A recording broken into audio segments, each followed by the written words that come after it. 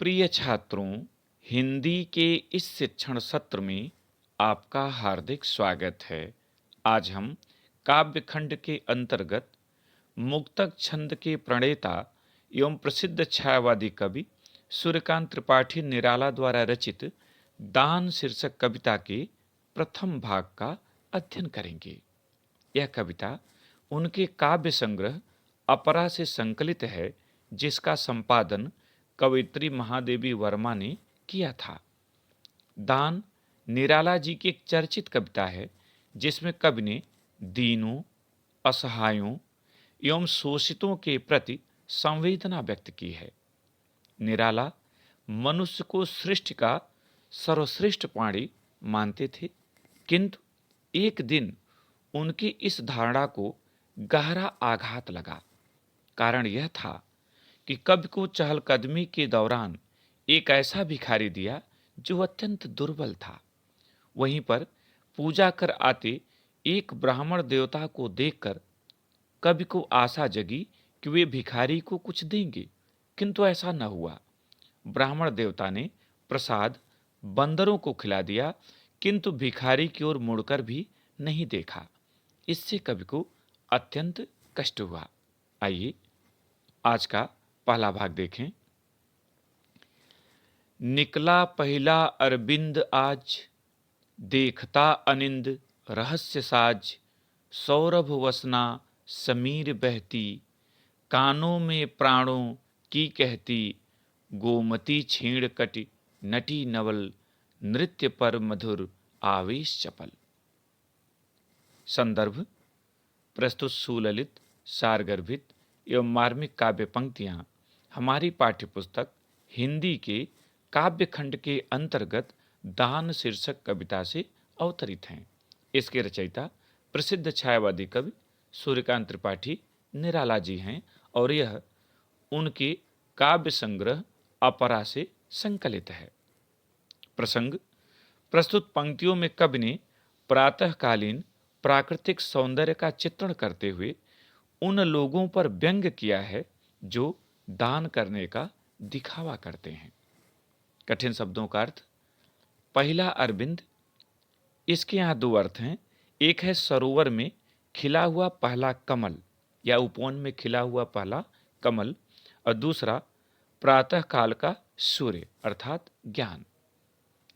अनिंद, अनिंद माने प्रशंसनीय, सुंदर, निर्दोष। रहस्य साज, रहस्यमय, रहस्यपूर्ण। सौरभ वसना, सुगंध के वस्त्र धारण किए हुई। समीर बने वायु, हवा। कानों में प्राणों की कहती, इसका भाव है प्रेम का संदेश देना। गोमती एक नदी का नाम। छीणकट मने पतली कमर वाली नायिका, किंतु यहां दूसरा अर्थ है नदी के लिए पतली धारा वाली नदी। नटी नवल नवीन आयु वाली नर्तकी। आवेश चपल मधुर उमंग, चपलता। व्याख्या देखें। निकला पहला अरविंद आज, देखता अनिंद रहस्य साज। कवि निराला जी कहते हैं कि प्रकृति के रहस्य को देखने के लिए प्रातःकाल होते ही, पौ फटते ही सरोवर में पहला कमल खिल गया। अर्थात प्रकृति के रहस्यों को देखने के लिए आज ज्ञान का प्रतीक सूर्य निकल आया है। आज कवि को पहली बार धर्म के आडंबर का ज्ञान हुआ, इसलिए वह ज्ञान का प्रतीक सूर्य के निकलने की बात कहता है।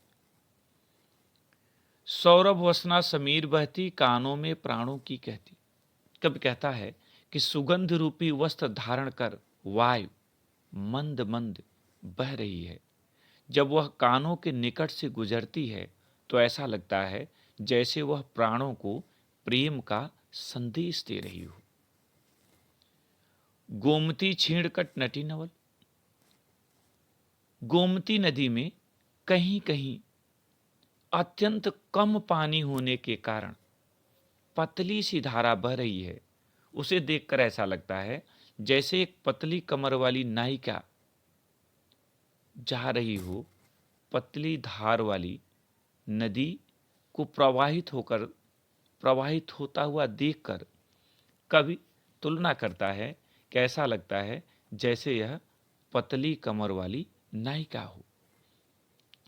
नृत्य पर मधुर आवेश चपल और उसमें उठती और गिरती हुई लहरें जब दिखाई पड़ती हैं तो कभी उन्हें देखकर ऐसा महसूस करता है कि जैसे उठती और गिरती हुई लहरों के कारण वह धारा उमंग से भरकर नृत्य करती हुई चली जा रही हो, नृत्य करती हुई सी प्रतीत हो रही हो। इस भाग में इतना ही। काव्य का सौंदर्य देखें। आपको पता है कि परीक्षा में इसमें से कम 5 आपको जरूर लिखने हैं और किसी भी व्याख्या में संकेत यानी दिए हुए हिस्से का पहला शब्द और आखिरी शब्द देकर पूर्ण विराम करना। तो संकेत, संदर्भ, प्रसंग, व्याख्या और काव्यगत सौंदर्य जरूर लिखना है। काव्यगत सौंदर्य में कम से कम 5 बिंदु का उल्लेख जरूर करें, यद्यपि यहाँ आपको कुछ अधिक बिंदु दिखाई देंगे। पहला, प्रस्तुत पंक्तियों में कवि ने गोमती के तट पर प्रातःकालीन प्राकृतिक सौंदर्य का सजीव चित्र उपस्थित किया है। दूसरा रस, शांति एवं श्रृंगार, यहाँ दोनों रस हैं। तीसरा छंद, ये मुक्तक छंद की कविता है, आप इसे स्वच्छंद भी लिख सकते हैं। अलंकार, अनुप्रास रूपक एवं मानवीकरण। अनुप्रास एवं रूपक आप जानते ही हैं। मानवीकरण वहां होता है जहां किसी निर्जीव वस्तु की तुलना जीवित प्राणी की तरह की जाए। क्योंकि यहाँ गोमती नदी को नौयवना नर्तकी कहकर संबोधित किया गया है, इसलिए यहाँ मानवीकरण अलंकार है। भाषा, संस्कृत निष्ठ खड़ी बोली। शैली, ये प्रतीकात्मक शैली का काव्य है। गुण, माधुर्य गुण। शब्द शक्ति, अभिधा एवं लक्षणा।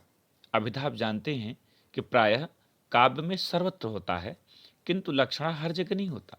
यहाँ निकला पहला अरविंद आज में लक्षणा शब्द शक्ति है, क्योंकि उससे 2 अर्थ ग्रहण किए गए हैं और एक अर्थ लक्षण के कारण लिया गया है। मुझे उम्मीद है कि यह भाग आपने समझ लिया होगा। दूसरे भाग के साथ फिर मिलेंगे। बहुत बहुत धन्यवाद।